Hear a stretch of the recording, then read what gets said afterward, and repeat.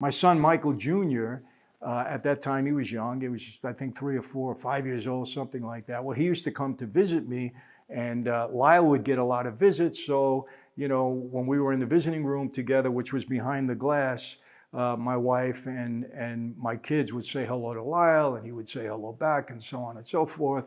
So one day, my wife, and it was very, like I said, very high profile case. My wife was in the store with my son, Michael, and there's Lyle and Eric on the cover of a magazine.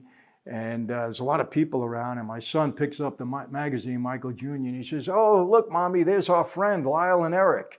And everybody in the place is looking at her. She was like embarrassed. She threw the magazine back down, grabbed him, and walked out. The innocence of kids. But anyway, we used to get quite a bit of visits together.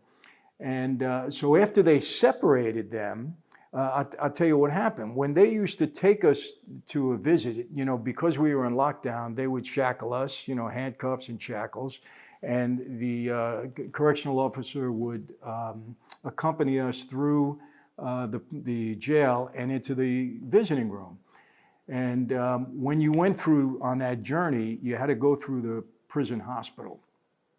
Or the jail hospital, I should say. And man, what a mess. I'm telling you, that place was really Animal House. You see guys with their eye hanging out, who got beat up, their head bandaged up. It was a mess.